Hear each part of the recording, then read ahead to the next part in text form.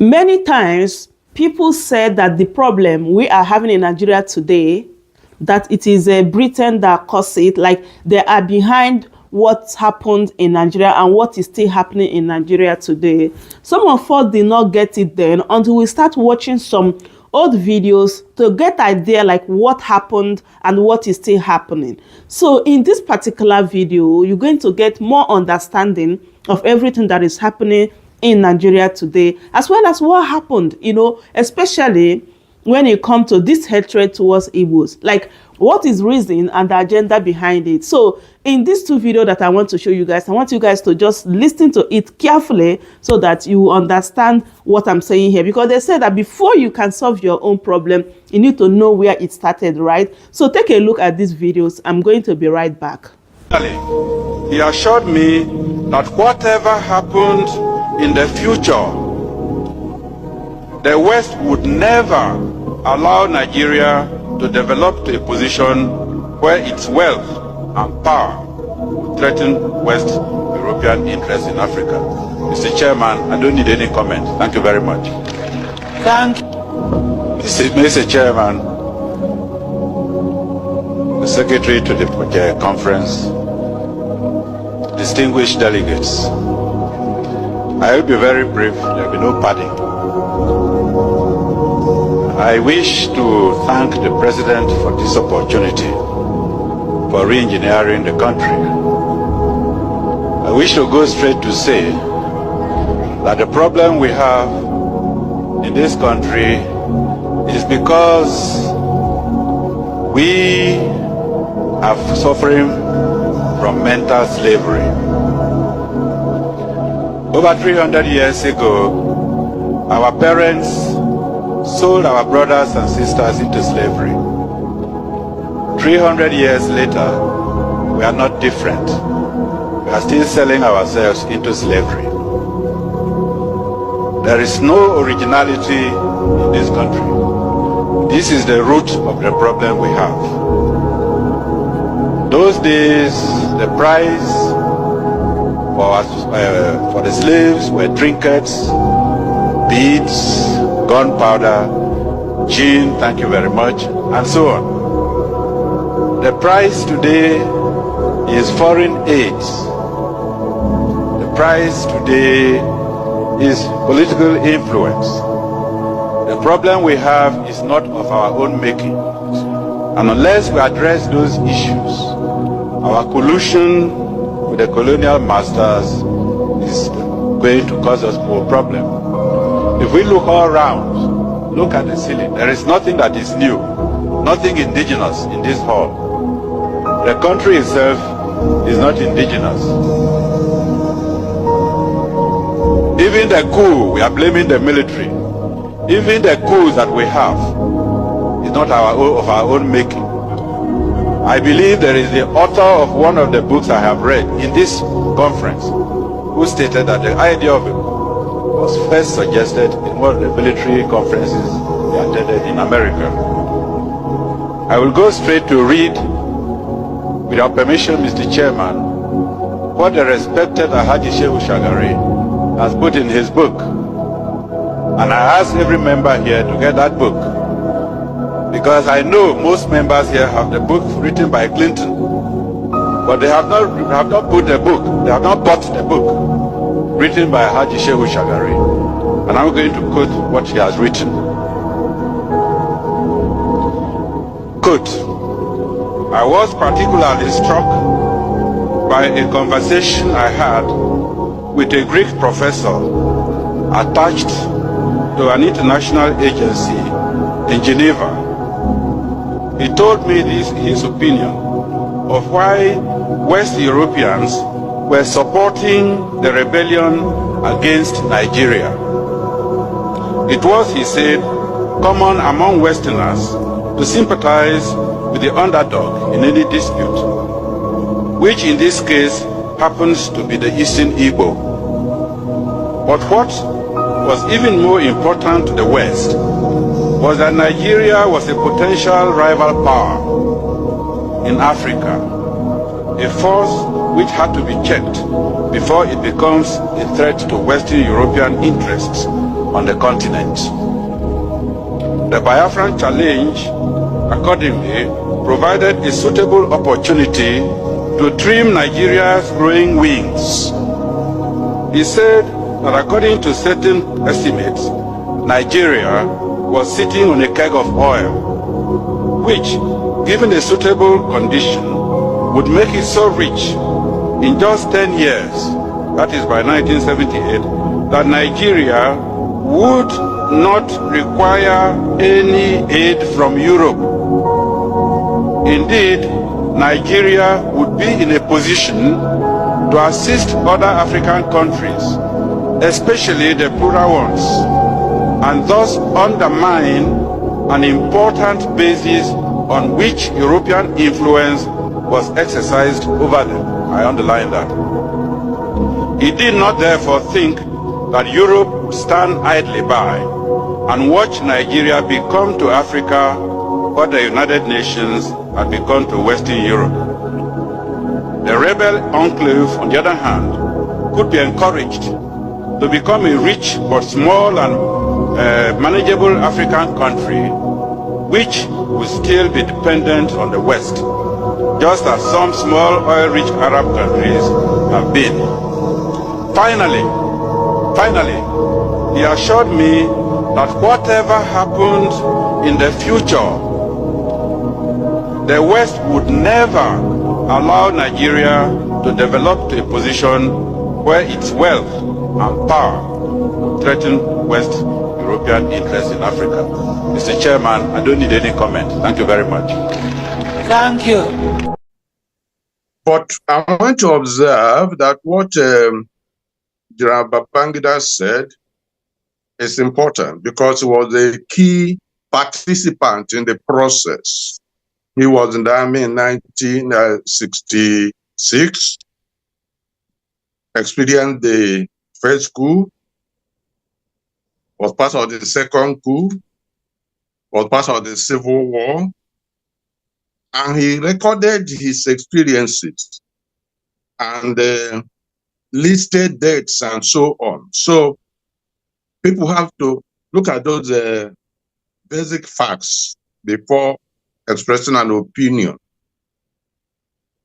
But I want to also point out that what Babangida had said in his book is the subject of a whole book called Nzogu, written by General Obasanjo, President Obasanjo, in which he had explained what has happened. That, for instance, you see Babangida, his book, expression of Nzogu as a regular northern guy. And that when Nzogu died, he was given a military honor burial. That is very, very, very, very important. Very, very, very, very important. That could have told all this argument all along. If people take note that when Nzogu died in the northern front, Nsukka front, populated at that time by the 1st Division of the Nigerian Army, made up of core northerners, and they took his corpse and gave him an honorable military burial. They didn't bury him as an enemy. It is very, very, very important. People ignore that fact all along.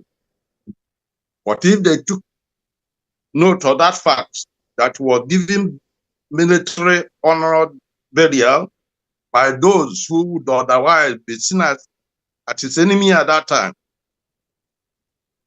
all this argument will not have risen. But in any case, I want us to know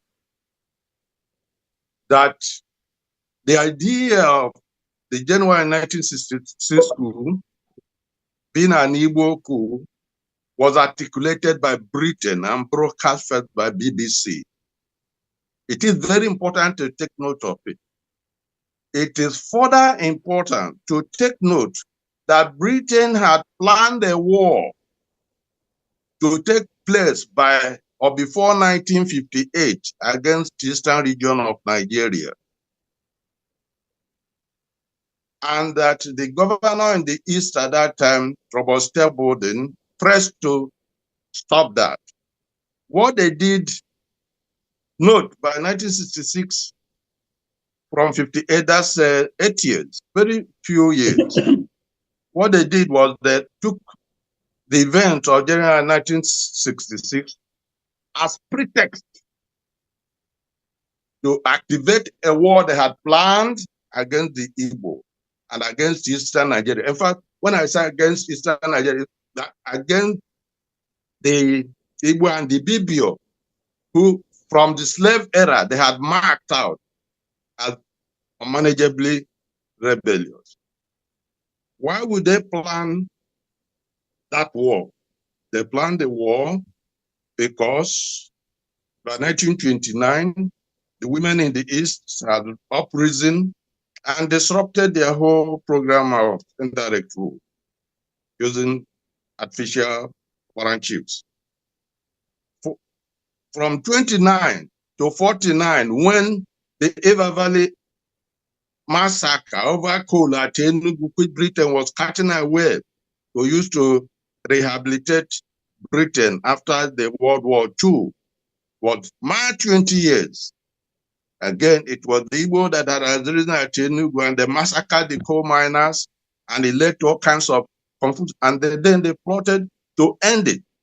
But we still need to go further behind and find the role of Igbo slaves in the American Civil War, in which Britain and France supported the losing party of Confederates.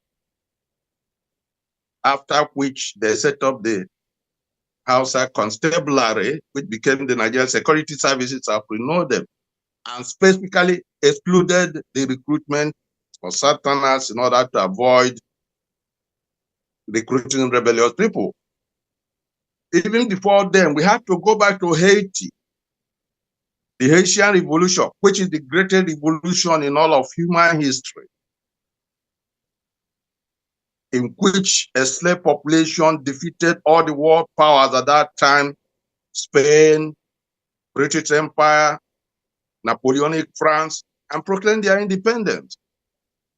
And this phenomenon was led by the Igbo. The slaves had analyzed all the 27 ethnic nations. Those from Nigeria, the Nago were there. Yoruba is a new name. The Yoruba, the Nago, that were there. The Fula were there. The Hausa were there. But identified the Igbo as the model to follow and win freedom, and they did. And Napoleon marked out that the regions had to be wiped from the earth to stop the black race from marching on the earth. Mm-hmm. But the Igbo led the black race to defeat Napoleon and abort that ambition of the European imperialists and slavers. So we need to go back and understand this thing and come forward to Nigeria. Why did Lugard, after analyzing Nigerian ethnic groups, particularly the Hausa, Fulani, the Igbo, Yoruba, point out that these other people were neither here nor there, but that Igbo should be watched because they wouldn't be in support of their plunder of the black race. Okay. So this is, I want us to keep this in perspective before we make it a Nigerian debate, an Igbo debate, Yoruba debate, Hausa debate. No. The war was planned by the British. The idea of Igbo coup was articulated by the British, and every other thing is interest. Thank you. My people, this is really, really deep. So when you see all this hatred towards Igbos, I think you now know the reason behind it. This is not just ordinary, you know, because these people don't really want Nigeria to move forward. They know what Igbos are capable of doing. So this is the reason why they don't want any Igbo person to take any juicy position. Just they always say that Igbo man will never be a president. They have this idea from Britain, my people. They don't want Nigeria to move forward. And also when you see all ndị be anyị ekenekwanụ m unu dịka unu si wepụta oge unu igekwa ya bụ ife nnukwu ozi dị oke mkpa eji maka ya wee bịa n'iru akwụkwọ na Igbo Media bụ ebe anyị si wee na-wetara unu ya bụ nnukwu ozi dị oke mkpa gbasịta maka ihe na-eme n'obodo anyị nọ n'ime ya, ana gbasịta maka nnwere onwe ndị Igbo na-azọ, ana gbasịta maka Maazị Nnamdi Kanu Ladies. Dịka ị nụrụ ihe nwanne anyị nwoke kwuru n'iru akwụkwọ ka efi were ikwu n'udo nke gị asị gị kwuo ka efi were ikwu maka na otu aka o ji dịbe njọ ọ ya adịkwanụ mma. Ọkwụ na aghọta ụmụnne m, achọrọ m ka unu tinyere anyị alụ nke unu ife unu chere n'iru akwụkwọ ikwucha ya bụ ife kapa arụsie ya kwurute ụmụnne anyị ndị ọzọ ntị daalụ dị na ụmụnne m kpọma na-ege ntị anyị na-ekene ndị nnekunu si na-esoyere anyị esiri ngwa nke mesịa n'ụmụ Igbo.